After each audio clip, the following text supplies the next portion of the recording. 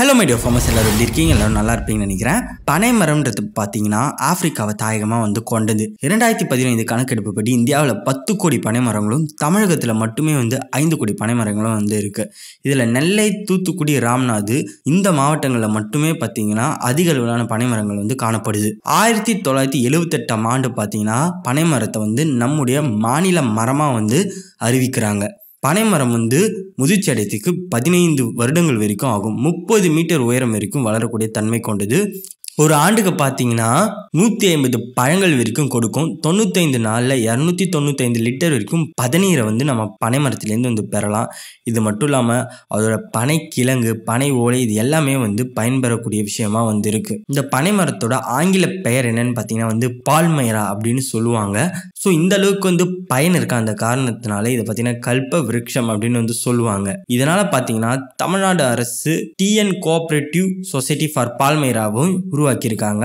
தமிழ்நாடு வேளாண்மை பல்கலைக்கழகம் SPPR என்ற உயர்தர பனை மரத்தையும் வெளியிட்டாங்க. இந்த பனை மரத்துல இருக்க நன்மைகள் பத்தி பால்மைரா கோஆபரேட்டிவ் சொசைட்டியோட ஒரு ஃபார்மர் கொடுத்த இன்டர்வியூ 2015ல அந்த இன்டர்வியூ பாருங்க. தூத்துக்குடி மாவட்ட ஆட்சித்தலைவர் பக்கத்தில் இருக்கக்கூடிய அந்தோனியார் என்ற கிராமம். இந்த கிராமத்தில் நான் பனை வெள்ள கூட்டுறவு சங்கத்தினுடைய தலைவராக மாவட்ட ஃபெடரேஷனுடைய டைரக்டராகவும் இப்போ தேர்ந்தெடுக்கப்பட்டிருக்கிறேன். எங்களுடைய வருமானத்தை பார்க்கின்ற பொழுது ஒரு பனை தொழிலாளி 30 மரம் அதில் 35 மரம் தான் அதில் செய்ய முடியும். ஒரு பனையிலிருந்து சராசரியாக ஒரு நாளைக்கு 35 ரூபா கண்டிப்பாக கிடைக்கும். அதில் எந்த விதமாக இல்லை. அந்த வருமானத்தை 30 பேர் எங்களுக்கு 6 மாதம் தான் அந்த தொழில். மீதி நேரம் இந்த தொழிலை விட்டு அதே தொழிலை கருக்கு கிழிக்கிறது, நாறு கிழித்து கட்டில் கட்டுறது, அந்த பழம் தும்படிக்கிறது, இந்த ஓலையில் சொலவு பெட்டி அந்த மாதிரி உற்பத்தி பண்ணி அதை வெளியிட்டு தான் எங்களுடைய பிழைப்புகளை நடத்தி கொண்டு இருக்கிறோம்.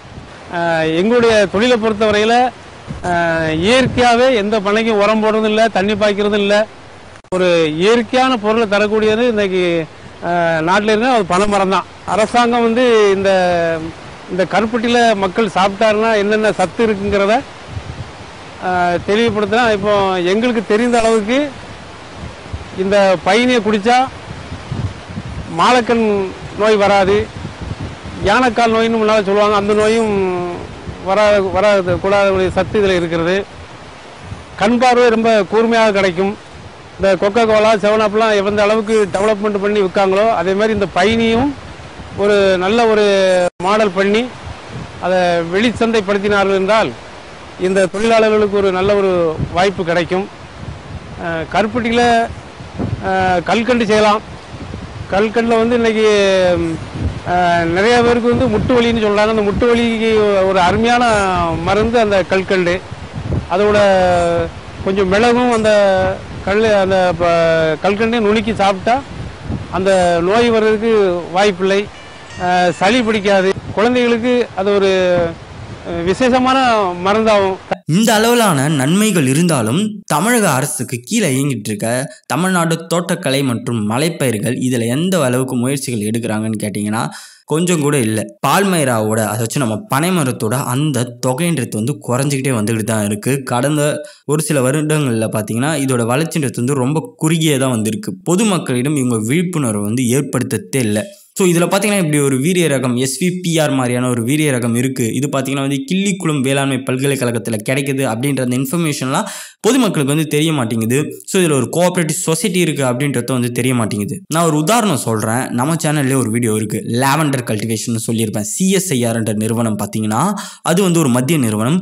அவங்க காஷ்மீர் பள்ளத்தாக்கில் வெளிநாட்டு பயிரான லாவெண்டரை கொண்டுட்டு அதை விவசாயிகளிடம் கொடுத்து அதை வளர்க்க சொல்கிறாங்க. இன்டர்நேஷ்னல் மீடியா, நேஷனல் ஜியாகிரபி மாதிரியான இன்டர்நேஷனல் மீடியாவில் வச்சு கவர் பண்ணுறாங்க. இத்தனைக்கும் பார்த்தீங்கன்னா அது காஷ்மீரை தாயகமாக கொண்ட ஒரு பயிர் கூட இல்லை. ஆனால் பார்த்தீங்கன்னா பனை மரம்ன்றது ஒரு முக்கிய பயிராகவே இருக்குது தமிழ்நாட்டில். ஆனால் இதுக்கு இவங்க எடுக்கிற முயற்சிகள் கொஞ்சம் கூட இல்லை. பேருக்கு பார்த்தீங்கன்னா சோஷியல் மீடியாவில் ஒரு போஸ்ட் போடுறாங்க, அது எத்தனை பேருக்கு ரீச் ஆகும்? பெரிய பெரிய மீடியாவை கொண்டுட்டு பேச வைக்கணும். அப்போ தான் பார்த்தீங்கன்னா மக்களிடம் விழிப்புணர்வு ஏற்படும், இந்த இண்டஸ்ட்ரி வளரும். இன்னொன்று சொல்லலான்னு பார்த்தீங்கன்னா இப்போ லாவெண்டர்ன்றது அந்த அளவுக்கு பயன் கொடுக்கக்கூடிய பயிர் கூட இல்லை. ஒரு 2-3 பயன்கள் தான் இருக்குது. ஆனால் பனை மரத்தை பல விதங்களில் வந்து நம்ம பயன்படுத்த முடியும். ஒரு முக்கியமான ஒரு எக்கனாமிக் கிராப்.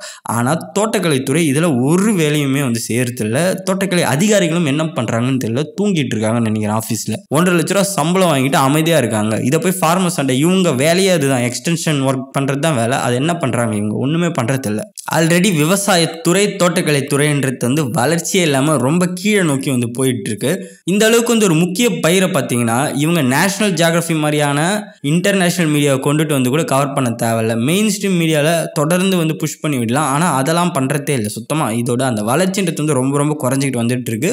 பேருக்காக பார்த்தீங்கன்னா 1-2 நியூஸ் மட்டும்தான் வருதே தவிர்த்து பனை மரத்தோட அந்த முக்கியத்துவத்தை பற்றி யாரும் சொல்ல மாட்டாங்க. பேருக்கு வந்து மாநில மரம் அப்படின்னு வந்து சொல்லிக்கிறாங்க. எல்லாமே வந்து பேச்சு வாக்கில் மட்டும்தான் இருக்குது, செயலில் ஒன்றுமே வந்து இல்லை. ஸோ இது எல்லாமே வந்து மாறணும். வேறு அரசாங்கம் வந்தால் இது எல்லாமே வந்து மாறும். கண்டிப்பாக வந்து ஒரு மாற்றம்ன்றது வந்து பனை மரத்தில் இருக்க முக்கியத்துவம் பொதுமக்கள் நிறைய பேருக்கு வந்து தெரிய மாட்டேங்குது. அதனால் இந்த காணொலியை முடிந்த அளவுக்கு வந்து பகிர்ந்து விடுங்க. அப்போ தான் பார்த்தீங்கன்னா இந்த பனை மரத்தில் இருக்க முக்கியத்துவம், SVPR என்ற மேம்படுத்தப்பட்ட ஒரு ரகம் இருக்குது அப்படின்ற எல்லா தகவலும் வந்து மக்களை போய் சேரும்.